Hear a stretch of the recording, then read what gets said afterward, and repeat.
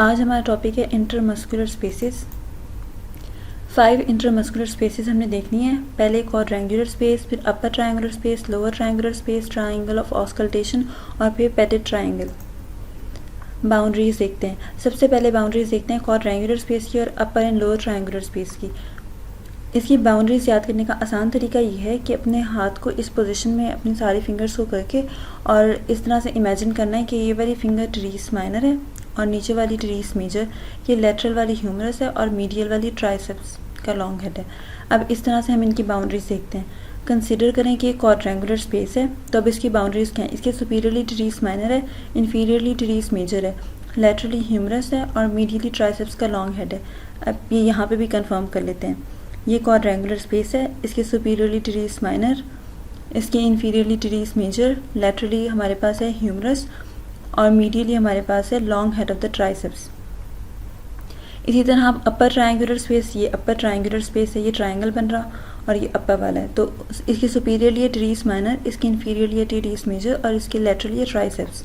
यहाँ से भी इसको देखते हैं, तो ये अपर ट्रायंगुलर स्पेस है, इसके superiorly teres minor, inferiorly teres major और लेटरली इसके long head of the triceps.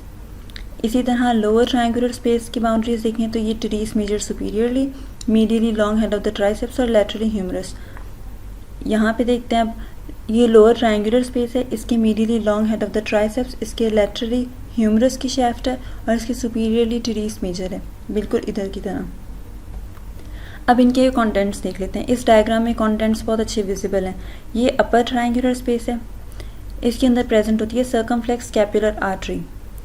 ये क्वाड्रेंगुलर स्पेस है। अब इसके अंदर नज़र आ रही है कि ये हमारे पास है एक्सिलरी नर्व और ये हमारे पास है पोस्टीरियर सर्कमफ्लेक्स ह्यूमरल आर्टरी। इसकी करस्पॉन्डिंग वेन भी इसके साथ होती है।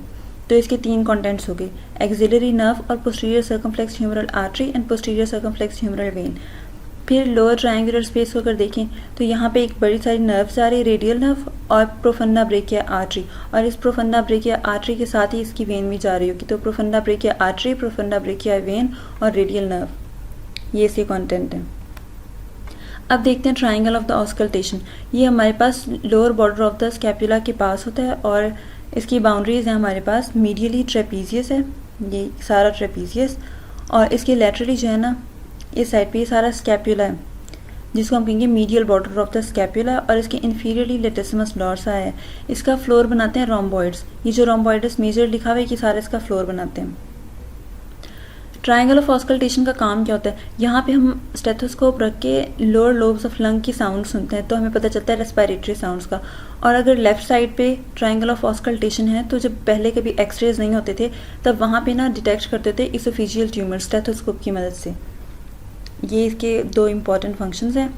अब पेटेड ट्रायंगल है, इसको लंबर ट्रायंगल ऑफ पेटेड भी कहते हैं। इसकी बाउंड्रीज देखते हैं। इसके मीडियली ये लेटिसिमस डॉर्सा है, इसके लेटरली है एक्सटर्नल ऑब्लिक और इन्फीरियरली यहाँ पे आइले क्रस्ट होती है।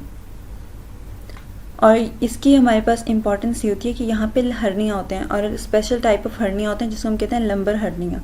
तो ये हो गए सारे के सारे ट्रायंगल्स और उनकी सिग्निफिकेंस।